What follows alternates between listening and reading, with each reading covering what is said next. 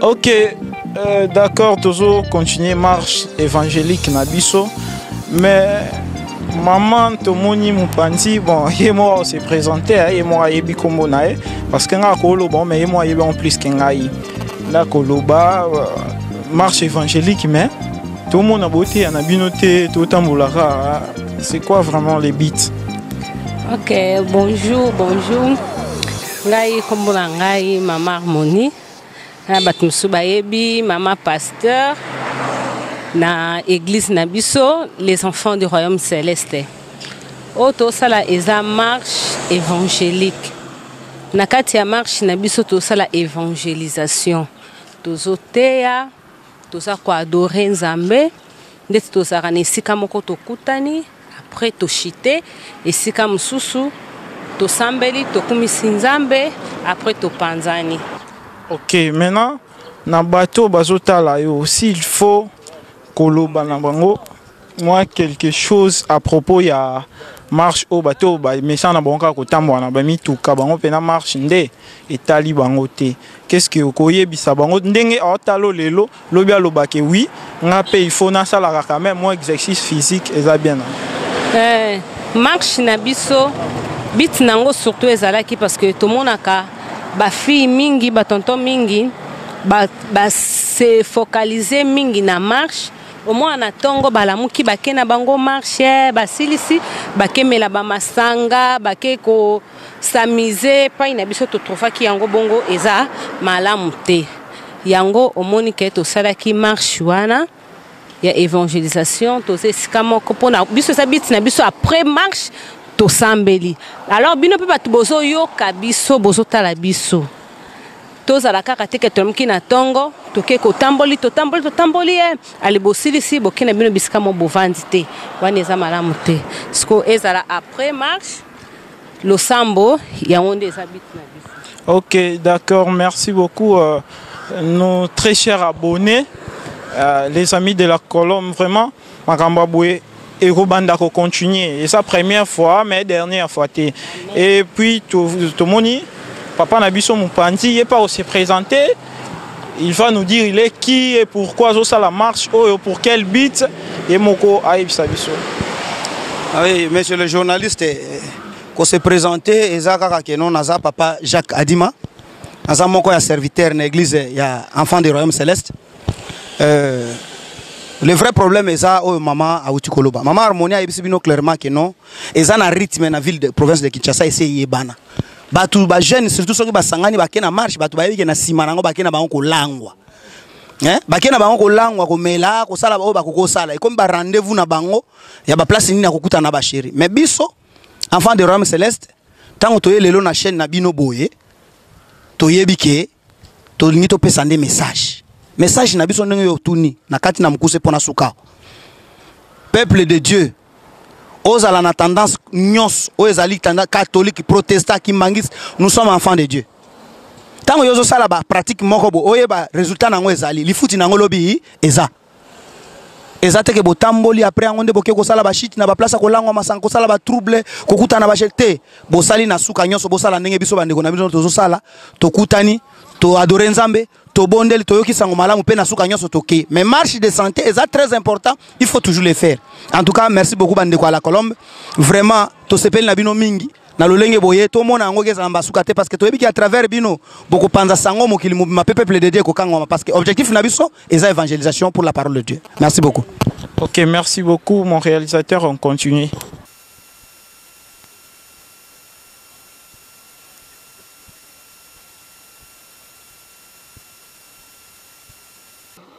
Maintenant comme ça, tiens les genoux. Et restez là. Restez là comme ça.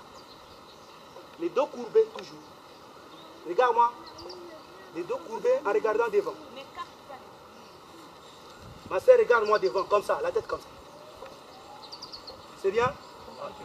Restons là. Maintenant, on fait monter le main dans nos hanches. Regarde, comme ça. Le pied ici, comme ça. 2, 3. Serre, tends bien le pied. Tends bien. Tu dois mal sentir, sinon tu fais rien. 4, 5,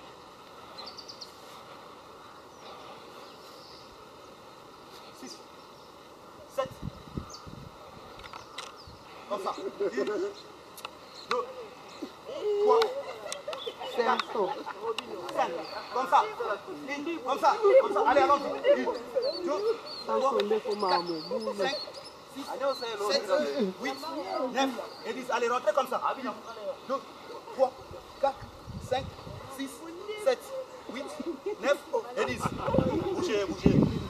Bougez, bougez. Bougez. Bougez. Bougez. Bougez. Bougez. Position. Toujours le pied écarté. Yes. En moyenne, s'il vous plaît. Le pied écarté en moyenne. Ouais. Comme ça. Tout droit.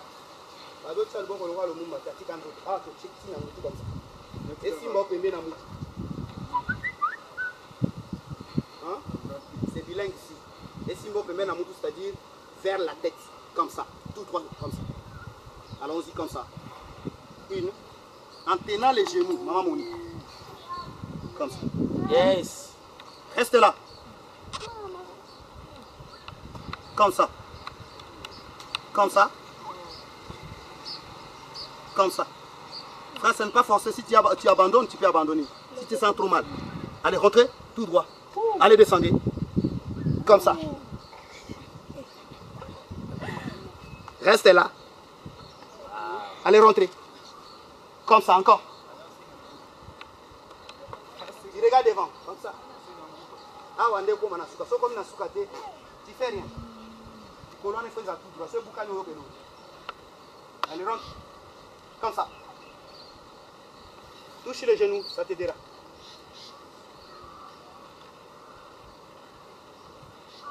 Ok.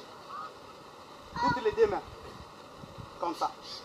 Ah oui, chers internautes, vraiment balade Nabiso et marche de santé, ils ont continué.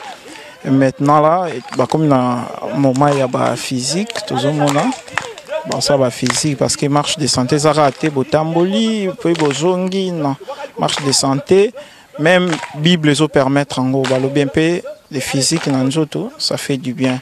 Donc il y a un bon moment physique par après, tous les canaux étapes, moi, motivation, un peu ma prédication, moi, il y a mon quai. Pour nous codifier, sens, il y a marche de santé, parce que ça marche, mon côté, il y a c'est une marche chrétienne, comme tu vois, marche évangélique. Donc, ça marche, moi, il y a chrétien. Donc, on les cabouetés, parce que après, awa, il y a des places de chiter, de penser là, awa, marche sous quel awa. Mais, exactement que, bah, marche, mon sous, c'est à la cas. Aussi si marche buke na bar bandi ko mela masanga bandi ko sa makamba buso ba non eza bongote o eza makambo nzambe donc to langwa sous effet il y a Saint-Esprit donc c'est ça mais bien avant ça to landa ba prédication makamio sur leki ndenge ezoleki là mais non kobo sanate ko signaler sika toza bino ba oboza libanda ya mboka boyebi esika otozalité toza na sima primature na Gombe bino ba boyebi te Brazzaville bozomona yangwana donc awande soza mposo mona Brazzaville na facilité bozomona Brazzaville yangwana toza juste en face donc c'est ça donc tozo continuer biso na bino à suivre on est ensemble quoi.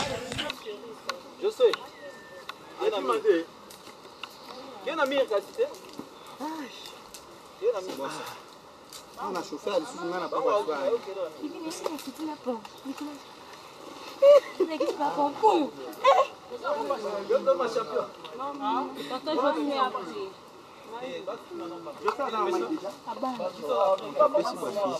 C'est pourquoi est-ce que c'est important.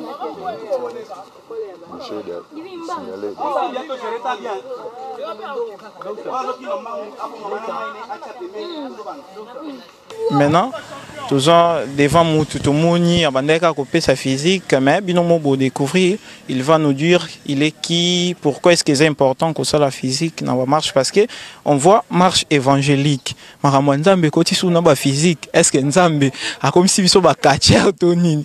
Donc yemoko aoloba, après c'est important sur ça physique, nanjoto ya mutu et landapé moi ba vexé o et ça la qui prouver biso que tout ça ba Nzambe solo quoi. Donc c'est ça. Bref, étant moi Nzambe, je pense que monsieur les journalistes aux moi Nzambe. Et ce que vous avez élément moi Nzambe, tu connais que dans la parole de Dieu, Dieu nous exige l'exercice corporel. Quand on dit un corps sain dans un esprit sain, c'est-à-dire il y a de l'exercice corporel qu'on doit toujours le faire dans la vie. Nzambe a prendre soin à moli mon abisso, mais biso il faut prendre soin à ton abisso. Vous comprenez? Donc il est là aux hommes on commis très bien. Aux hommes on a marche évangélique. On a commencé avec les termes marche. Vous comprenez? Parce que les jeunes qui n'ont pas l'habitude, des fois, il y a comme atakami tout le temps. Donc, il y a la semaine, normalement, tout normal, il faut ça l'exercice corporel. Vous comprenez? Il y a un annexe qui est les évangéliques. Tous les habits sont ensemble. Les journalistes, les bino, même les héros dans l'ombre derrière nous. Ensemble. Vous comprenez? Mais tout ça, la surtout chrétien, à ça, la surtout à Sangsakana Makamwanzambi. C'est-à-dire, mon limo et autres mbonanan zoto mbalamok. Et tant que tu exerces nous ton abiso, tu préféré que na kati nango, tu kabola lo bananzam, peut-tu adorer nzambe na biso po azanzambe asengi adoration, na prière. Donc c'est ça ce que nous faisons. Donc si je comprends bien, après awa boke na bar te bombe bayata mo bo kinde zala kaka toneng. Mais na oseka mingi quand vous parlez des chrétiens. Nous sommes des bons chrétiens. Nous ne prétendons pas d'être des véritables chrétiens dans ce monde. Vous comprenez? Mais nous sommes des bons chrétiens. Le preuve est là. Entre nos mains, on a quoi? Nous avons de l'eau à boire. Et si vous filmez bien, vous allez voir à côté de nous, il y a des jus. Hein? En dehors de ça, au moins, on a moto, et journaliste, au moins, on a gâteau mangouba. C'est-à-dire, nous sommes là pour adorer Dieu. Naba circonstance n'y soit vie nabiso. C'est-à-dire ceux qui toquent musala tokumi sa nzambe, toquent exercice corporel et santé nabiso, tokumi sa nzambe. Ça c'est nous. Na monde à bière vraiment au tchabiso à côté. Ok, merci. Tu continuer non parce que aussi sinon bah programme n'a pas sauté. Bonne suite de programme. Merci, merci.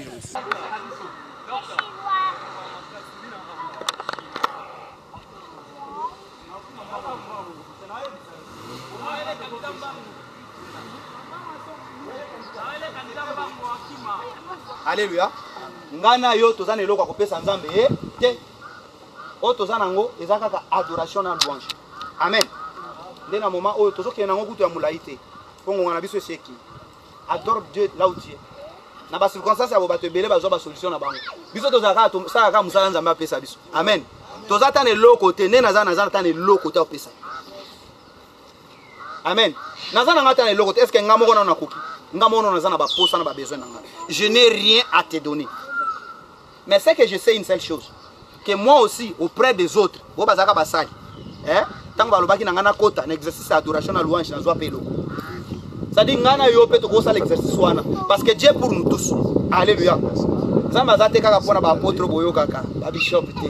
Des fois nzamba za makasi sunde pana. Alléluia. Alléluia. Alors, to lingaki to senga na bino. La sozali, soko kinzembo adore Dieu. Amen. Alléluia.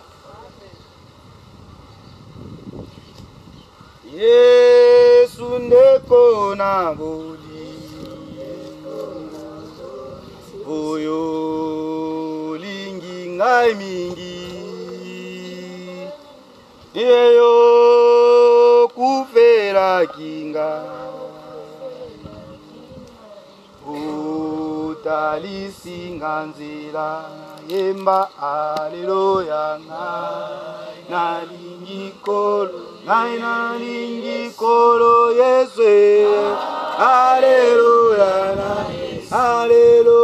na Yesu nalingi kolo nalingi papa nanga Alléluia. Yemba, Alléluia. Oh, ngai na lingi kolo Nzambe. Oh, Alléluia na Yesu. Ngai na lingi, oh, ngai na lingi Nzambe nanga. Alléluia na Yesu. Oh, Yesu yo malamu mingi. Oh, pesa kingai bomo yango kozala pena se komasi yabo bomo ekosila oto yemba Alléluia nga nalingiko o ngai nalingiko lo Yesu. Alléluia na Yesu. Oh, Alléluia na Yesu. Oh, ngai nalingiko lo Yesu.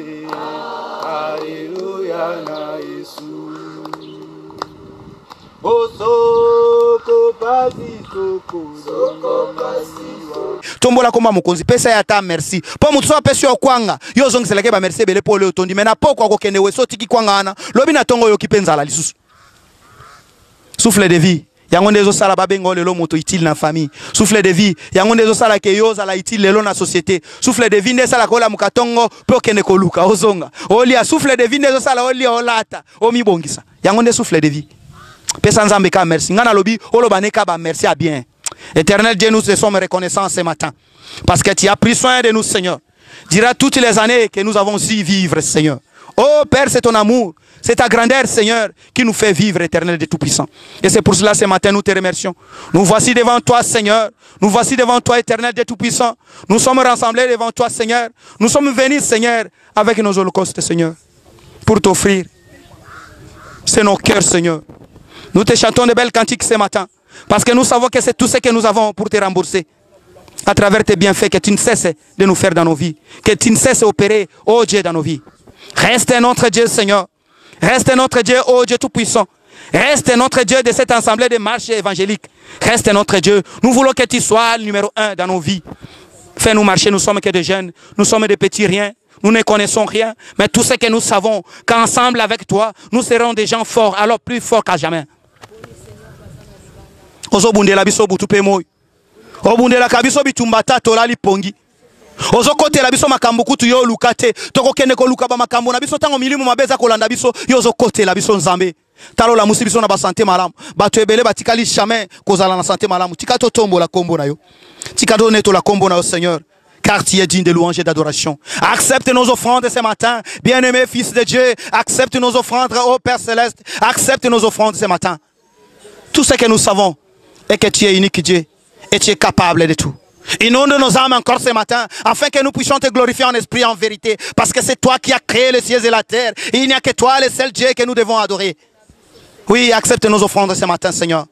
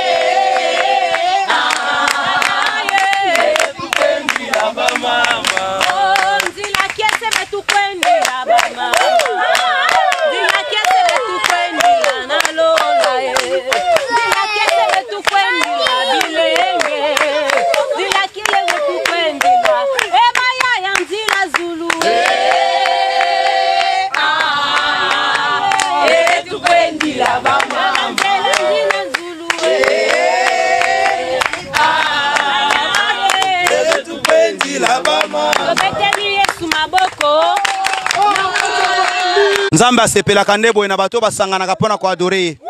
Tozwi place na bino po toleka na exhortation. Zwa place na yo po toleka na exhortation. Na mbangu pe tokangi miso na biso tobandi kobondela Nzambe. Yebisa Nzambe likambo moko. Balobi na mokili. Balobi eza malamu koadore Nzambe. Eza pe malamu kosambela Nzambe. Me oyo eleki malamu eza koyoka mongongo na ye. Alléluia. Poko adore Nzambe yango te ne mutoko kotso na lola. Eza kaka kozobenga Nzambe abelemaka pembe na yo. Kobondela eza po kota na contact na ye. Me po longola buzoba otambola na lolenge ya sepeli na yango esengi na yo, n'est-ce pas? Oyeba koyoka liloba na Nzambe pe otiango na kati ya musala. Amen. N'écoute pas seulement la parole de Dieu, mettez-la en pratique, vivez-la. C'est ce qui est important. Alléluia. Amen. Parce qu'il y a beaucoup de gens qui écoutent toujours la parole de Dieu, mais ils vivent autrement. Amen. Amen. Alors maintenant, préparons-nous. Nous allons prier. Nous allons demander à notre Dieu qu'il nous aide, afin que nous puissions écouter réellement sa parole maintenant. Parce que c'est lui qui nous parle. Et c'est sa parole qui nous vivifie. C'est sa parole qui nous fait conduire sur le bon chemin. Alors prions Dieu maintenant. Mettons son serviteur entre ses mains. Prions Dieu. Éternel Seigneur, ce matin tu nous as conduits dans ces marches évangéliques. Nous sommes là pour te servir, Seigneur Jésus-Christ. Nous sommes là pour te servir, ô Dieu. Répandre ta parole, Seigneur. La parole de vie partout dans le monde. Quand nous disons, Seigneur, la marche évangélique, nous évangélisons ta parole, Seigneur Jésus-Christ, pour que ce monde puisse encore revivre. Parce que c'est ta parole qui nous vivifie. C'est ta parole qui nous montre les bons chemins. Parce que c'est ta parole, ô Dieu Tout-Puissant, qui nous écarte dans les mal. Et cela nous amène dans les bons. Et nous te demandons, Seigneur, ce matin, que tu puisses, Seigneur, toucher le cœur de chacun de nous, afin que nous puissions, Seigneur, transformer réellement nos vies. À travers ta parole, que nos vies soient transformées. Alors je t'abandonne entre tes mains, Seigneur, ton serviteur que tu t'es choisi ce matin. Touche-le, Seigneur, parle à son intérieur, afin que cette parole qui va sortir dans sa bouche soit toi-même, à travers ton Esprit Saint, que tu puisses nous parler puissamment ce matin, pour que nos vies trouvent, Seigneur, l'essentiel. Oh, afin que nous montions près de toi. Alors prions près de toi, Seigneur. Inonde nos âmes ce matin. Inonde nos âmes, ô Dieu Tout-Puissant, afin que nous puissions te glorifier en esprit et en vérité. Cela nous suffit, Seigneur. Nous voulons acquérir de toi, Seigneur, la connaissance. Parce qu'on dit, ton peuple meurt faute de connaissance. Nous voulons, Seigneur, vivre, Seigneur, et de ne pas mourir. Parce qu'en écoutant ta parole, nous allons chasser de nous trop loin alors le mal. Reste notre Dieu. Reste notre Dieu, Seigneur Jésus-Christ. Touche le cœur de chacun de nous. Retouche le cœur de chacun de nous. Faites-nous encore vivre, Seigneur. Faites-nous encore vivre ce matin. Faites-nous encore vivre ce matin. Nous voulons réellement entrer dans ton sacerdoce, Seigneur. Parle-nous puissamment à travers ton Esprit Saint. Nous t'avons ainsi prié. Au nom de notre Sauveur Jésus-Christ, nous disons Amen. Tango Mosai Lanzamba Zakoleka Betela Yesu Christo Maboko Makase.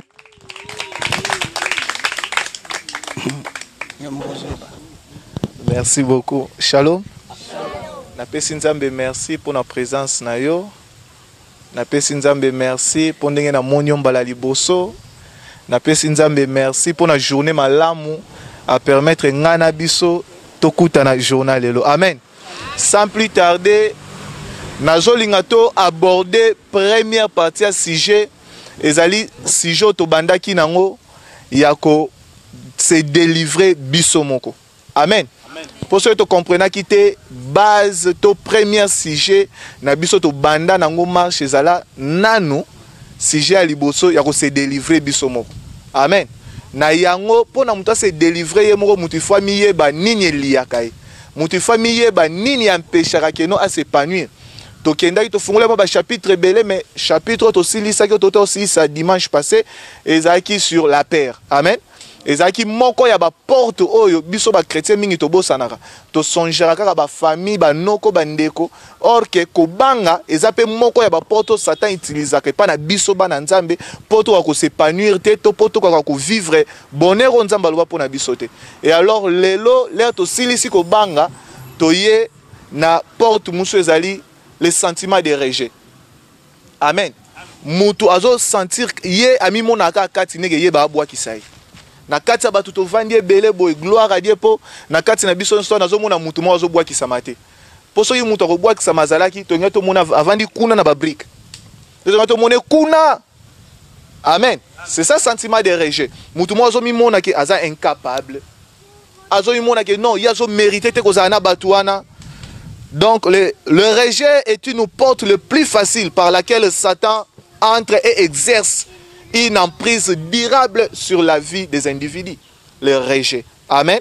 Le rejet est une racine dont la manifestation, c'est-à-dire le fruit de son ombre. Amen. Nalingi frana ke moi mbangu po bo pesinga na treka juste awa na 5 minutes pour na koma 11h et puis na kosenga bino ka so bolibo ba ça moi 10 minutes pour ça la 15. Na kata ngwata na 2 parties pour dimanche prochain to silisa. Amen.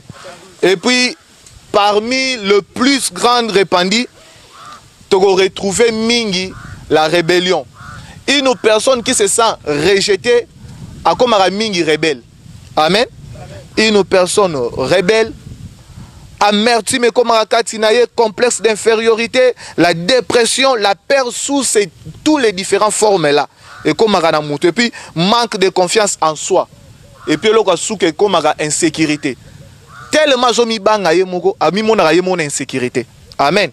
Et puis le sentiment de rejet dégrade toujours l'image de soi et produit ainsi une faible estime personnelle et un total manque de confiance. C'est pas moutou nyonso. Moutou tout o yazan esprit à rejet katine, azarana on a confiance na yemorote. Amen. Est-ce que non se faire comprendre madame? Moutou nyonso azarana sentiment ya rejet katine et l'autre liboso perdra confiance.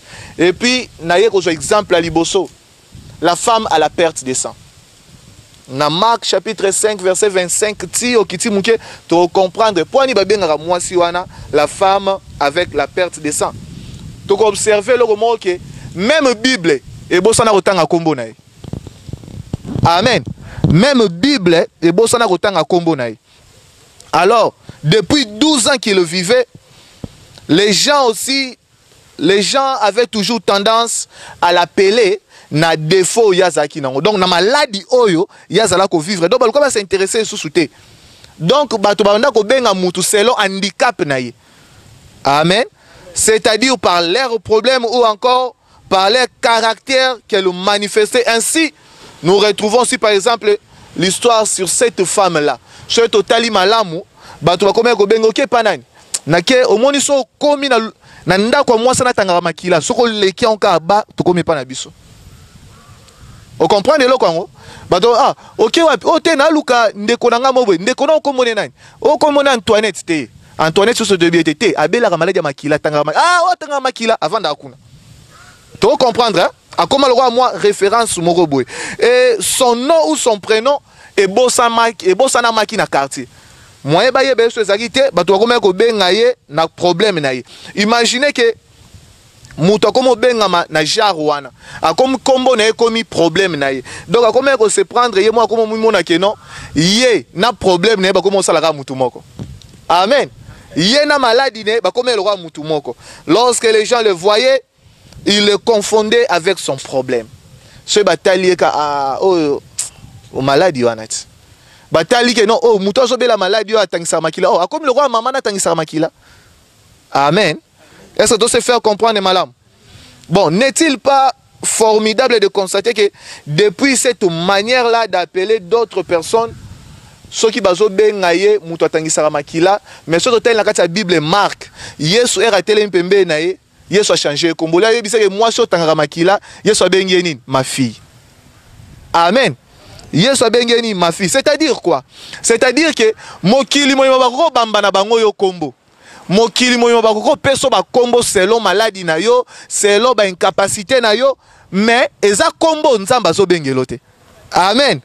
Eza kombo nzamba zo bengelote. Mokili moyo bakoko bambo ba kombo, bakoko bengo n'importe qui. Mais nzambe pas na kombo na ye, azo benga et vous est-il arrivé aussi d'être traité rebelle? Et comme la rabino des fois ba bengo rebelle, et comme la copé des fois bazo bengo bête, bazo bengo moins intelligent. Bazo bengo un petit là défiant, déficient. Bazo bengo incapable, affreux, moche, retardé. Des fois comme la rabiso. Bazo bengo na ba kombo wana quelque part. Mais cela veut dire que même bango bazo bengo na kombo wana soit na handicap o yoza nango mais elingo lobate que non nzambe na yo pa bengelo c'est handicap ozanango que ce soit handicap émotionnel ou handicap physique pour batu mingi ba bengela mutu na ba deux catégories wana. Amen. Amen. Ce qu'ils ont oublié c'est que muto ya kelayo abenga ko na erreur ozaka nango te. Amen. Muto ya kelayo akelayo ayebi poanya kelayo et vous êtes cette manufacture. Manufacture cela veut dire quoi? Vous êtes mutu oyo basala na image. Mutu asala yo yenda yebi ndenge nya saela yo. Yenda yebi importance no yenda yebi gravité no yenda yebi ba limite yenda ba capacité na yo po yenda sala yo. Amen. Donc kotika la susu na façon anate. Changer la racine, ce qui entre dans l'esprit, c'est ça la racine. Ce qui entre dans ton esprit, c'est ça la racine. Et vous verrez comment la performance changera. Nakatia vina yo mbala moko vous comprenez que nous serons changer racine. Makambo zoko na mutu na yo yango de vina ope ko banda ko changer. Donc banda ko bongo la makani sinon que non mutu akela yo azana image moko monela kayo. Et non image bato ba monela ko nde image yo efolata. Amen. Est-ce que je me fais comprendre? Nangina appelle ça une histoire très excellent. Il y a pasteur mon alingaka mingi. Pasteur wana bon nakomaka aye. Nga moko pasteur an. Amen. Na koti liboko na poche. Oyo eza $5. $5 on a opesa ngo mutu. Mutu moko akati na biso. Mutu olinga on a opesa. Na yaza na besoin $5. Tombola ka loboko na.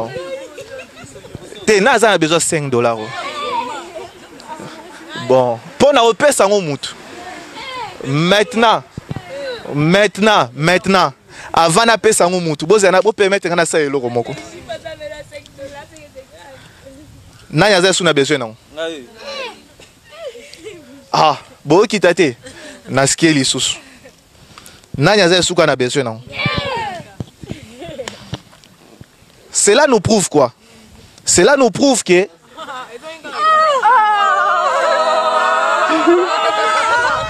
je rentre maintenant. Cela nous prouve quoi? Cela nous prouve que malgré ba étape yozo passé, malgré elongino ndenge komi, malgré moins intelligent yozali, malgré handicap yozanango, ozo perdre valeur te. Amen. Na fini mbongo mais po ni bolingiango. Ezaka na valeur na mbongo. Siko yo ata vi na yo komi abime. Ata vi na yo bwakisami na batu. Ata okomi inutile na société, yeba ke valeur na yo ezaka valeur na yo. Valeur o basalela yo wana, mukolo na yo ayebi valeur na yo. Aussi longtemps so vivre, mukolo na yo ayebi valeur, no pe valeur ne ko changer te. Ato finani na vi ndenge nini. Ata lelo okomi obanga koketa na batu. Yeba ke muto akela yo, atika oka na valeur wana. Amen. Est-ce que je me fais comprendre là? Oui. Mukeli na yo ayebi valeur na yo malamu koleka nyonso. Na lingi ce qu'on appelle ça yo sous exemple mususu le plus facile lisusu. Exemple moko le plus facile. Exemple moko le plus facile. Exemple ya Jacob. Amen. Jacob. Jacob pensait na vie na ye mobimba ki azalaka moyibi. Amen. Pour Jacob dans d'autres termes il y a ça détourneur, voleur. Aïba na bénédiction, aïba tina bénédiction, li pamboli aïbi. Pe akima. Amen. Donc vi na ye mobimba abanda kotambola lokwa moyibi. Abanda komi yeba lokwa moyibi. Or que Nzambe yeba ke Jacob nde aozala Israël. Amen. Nzamba benga ye yoza Israël. Malgré bénédiction, il y a multitude, il y a famille, et ils allaient depuis Abraham, mais il y Jacob. Alors Jacob a changé d'identité. Jacob a lata selon appellation Nzambe, et non selon Kombo Naye, et non selon Bizaleli. Po, ba Kombo, Mingi, et lata Marana Bizaleli. Amen. Mampasi. Comment vivre n'a pas si ah, Kombo va pesa Mampasi, vraiment ça ne va pas. Est-ce que Nzamba Loba va pesa comment Mampasi? Est-ce que Nzamba Benga comment Mampasi? Amen. Est-ce que je me fais comprendre là? Naye ko Pierre. Exemple, il y a Pierre. Simon qui veut dire une personne instable. Hein? Bato benga mingi ba Simon. Kombo ya Simon et la kisi une personne instable. Une personne là qui ne savent pas se statuer, ou qu'on vivre vie normale, ou qu'on s'épanouir, une personne instable. Tellement yeba instable, pe abanda ko vivre vie moko yaba instabilité, vie moko yaba inconstance, vie moko différent. Amen. Mais malgré que benga maya simo une personne instable, er soyez a changer le combo. Pierre. Pierre qui veut dire solide, qui veut dire roc. Amen. Laisse-toi être appelé selon Mokelio Akelayo. Que ose l'appeler selon combat papa Peselarayo, to selon Ndenge Bakoma Robengelo na quartier. Amen. Est-ce qu'on se fait comprendre, madame? Exemple, Moussou, exemple à Gédéon. De même, Dieu a appelé Gédéon par son potentiel. Nzamba bengaka mutu selon potentiel naïe. Et non selon appellation à Batou. Et non selon comment va passer la famille. Amen. Dans Juge chapitre 6 verset 12. L'ange de l'Éternel lui apparaît et lui dit, l'Éternel est avec toi, voyant héros. Point l'Éternel est avec toi, Gédéon. Amen. Nzamba yebi que non moutonga na salié, ye kombo na yeza voyant héros. Amen. Parce que l'air à botami, va comme pese comme nani Gédéon. Amen. Va pese comme nani Gédéon. Et puis Gédéon appartenait à la famille moko ezala vraiment moins considéré na ba tribu nyos toi Israël. Sota livre bien, livre wanaka ya juge très bien. Moi que Gédéon atteigne à Koli à botami na famille eza moins considéré. Na 12 tribus nyos toi Israël. Et puis yé moko Gédéon na propre famille na ye azala qui le moins considéré, le plus petit. Certainement le plus rejeté. Ya batu nyos, ya bana nyos Gédéon. Amen. Et maintenant, Yoka, Gédéon lui dit ceci à l'Éternel, dans le chapitre 15. Ah mon Seigneur, avec quoi délivrai-je Israël? Voici ma famille est la plus pauvre à Manassé, et je suis le plus petit dans la maison de mon père. Wana Gédéon dazo yebisa ke non. Tala kutu identité nanga. Famille na biso famille moko boakama. Et bon on anda kuna biso kutu nga oya mukie le moins considéré. Nakati alibo sko ndenge ni yoko ebisanga kyo nga nabikisa Israël mboka mboloko Israël oyo bana ndenge ni nga nakebikisa tika batu balobi eke yo za liboso te loba na ye nzambe nga na yebike naza liboso me esiko ye mona na elata nzoto bisika batu baza koloba eke oza utile te nga naza utile te yebisa nzambe loba ke nzambe nga na yebi eza contraire yo yebi eke nga naza utile mais sikoyo elata nzoto liboto bamona quartier bamona bisika naza kobika bamona na misala na yango parce que balobi na mosambeli nyonso oyo andimi Yesu Kristo lokola kolope mobikisi na ye misala ya nzambe na ye eza kolata ye po nzambe na biso tondima ye tosimba ye te tomona ye na miso te kasi tondima ye na makanisi pe na molimo na biso alors ya mona na kana vi na biso à travers misala na ye na kati ya bomoi na biso bisika balobaki toza tina te amimonisa aloba na bato eke toza tina à travers ba acte ya kokommettre na vi na biso bondela nzambe. Éternel Dieu tout-puissant, tu nous as encore parlé ce matin. Tu nous as encore parlé ce matin, Éternel Dieu grand.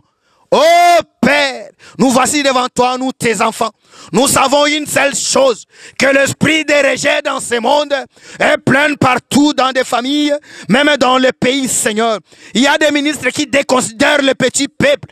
Il y a dans la famille, Seigneur, ceux qui sont grands déconsidèrent ceux qui sont petits. Mais tout ce que nous savons, que les statiques et le monde nous appellent, ce n'est pas ce que toi tu connais de nous. Maintenant, nous voulons, Seigneur, que tu puisses déclencher, Seigneur, oh, tes actes positifs dans nos vies et que cela soit visible. Ce matin, nous voulons que ces actes soient visibles. Oh, Tenzambe, Tolobi, Toyebi, et que nous fidèles derrière ta parole, Seigneur. Tu es derrière ta parole. Oh, c'est que tu as dit et tu es derrière ça pour réaliser. Seigneur, Olobi Tokozala Moutou Kasimi Kilate. Alors maintenant, montre dans ce monde que nous sommes la tête et non la queue. Montre maintenant, à travers les actes, Seigneur, à travers les comportements, que tout ce que les gens nous appelaient, de rien maintenant, que nous devenons des choses utiles, des personnes utiles dans la société. Ah oui, vraiment que la grâce soit rendue à Dieu, parce que c'est lui qui est le maître des temps et des circonstances. Donc, dans les circonstances,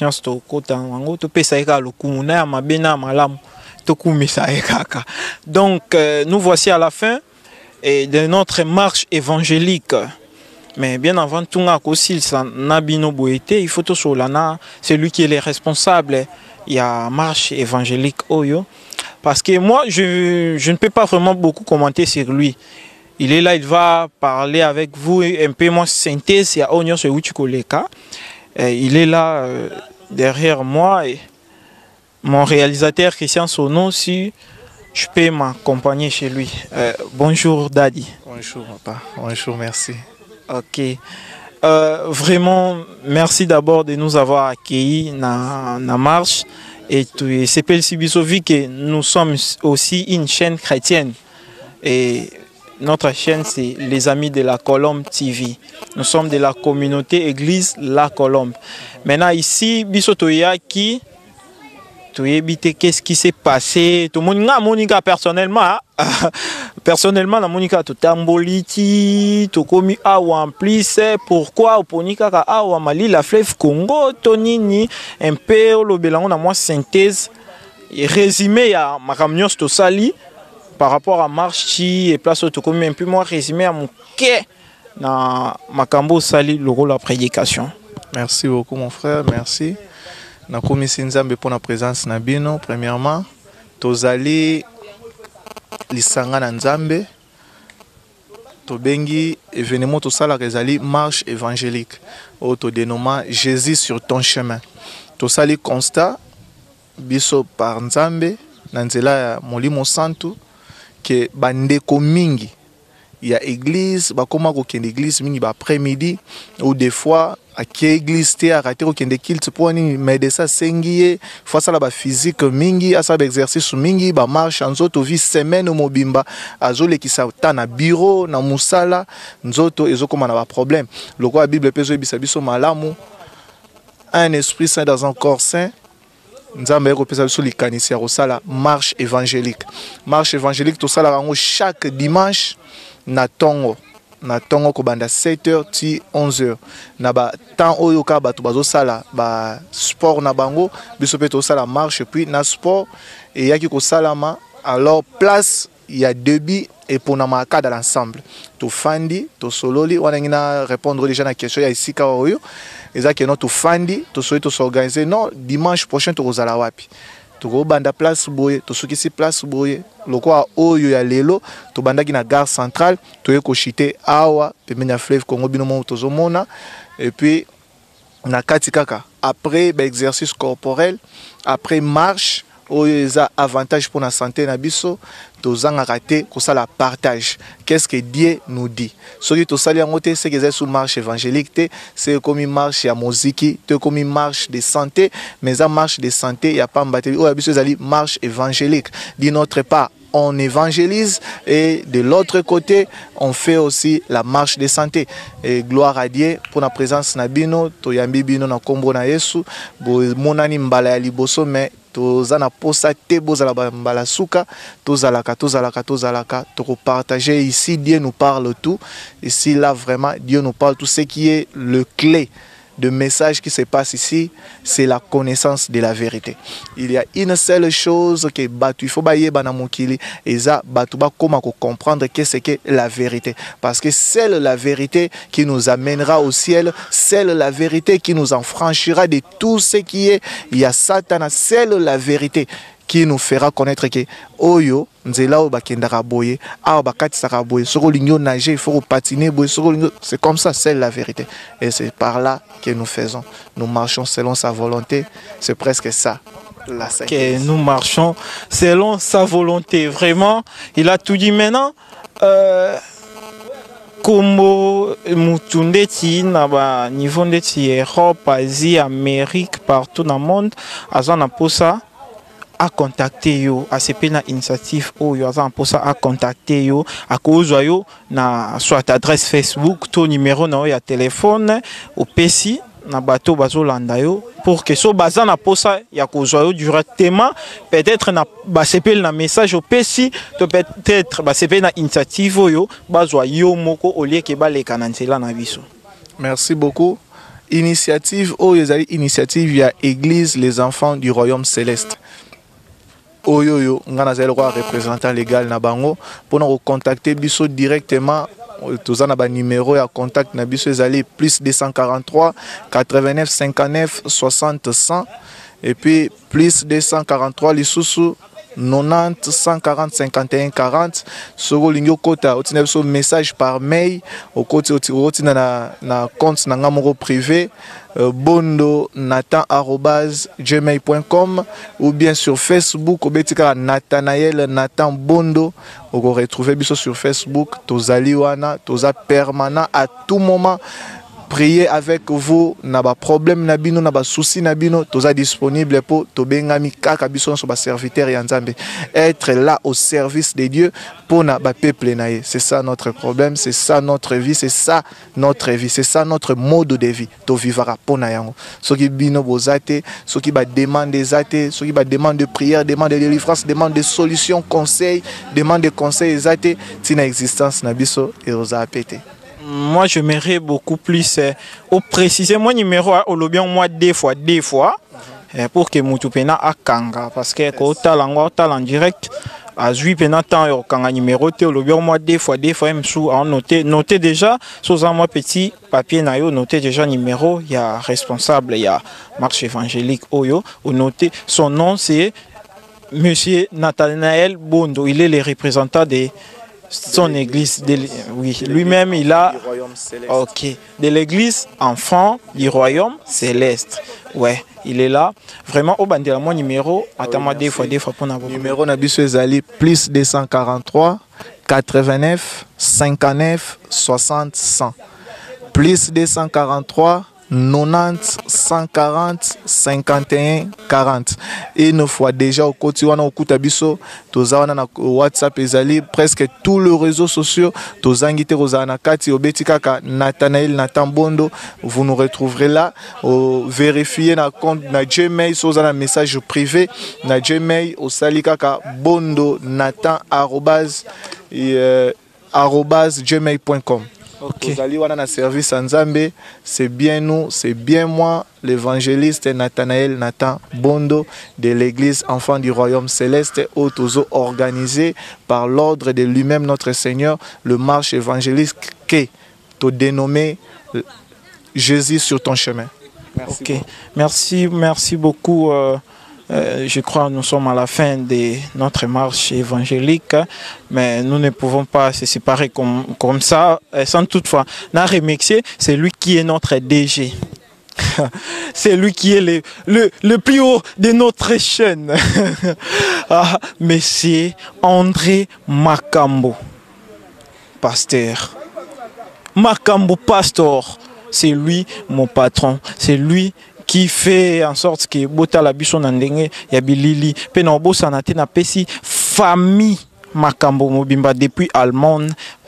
Maman Pasteur Njouzi Makambo, Chancel V Makambo, Bélange Makambo, Gédéon Makambo, presque vous tous, je vous aime énormément. Et je n'oublie pas de saluer, c'est lui que moi j'appelle Sonny Sadach depuis France, mon ami intime, Père Petit Morena, et vous tous, mon boss, je vois encore depuis Chicago, Bomolo, boss Bomolo, et puis je vois depuis New York, je vois Eric, je vous aime énormément. Si vous avez besoin de nous contacter, le numéro est juste affiché là-bas de votre écran. C'était moi, votre humble serviteur aux dépens de notre chaîne, les amis de la Colombe. Et surtout, je ne peux pas oublier ça. Abonnez-vous massivement. Abonnez-vous. Moni Bilengaboué et Silika Ate. Ça continue. Dans notre chaîne, il y a beaucoup de choses, il y a beaucoup de conceptions que vous allez recevoir tout de suite là. Mais il suffit juste de s'abonner dans notre chaîne, les amis de la Colombe TV. Tu peux s'abonner ou cliquer juste, ou appuyer juste na ni noine bima ya notification. Donc biloko na biso nyonso bandoko ta ya sika. Tout bandako communiquer bino vraiment d'ici là portez-vous bien, je vous aime énormément. Des gros bisous, bye.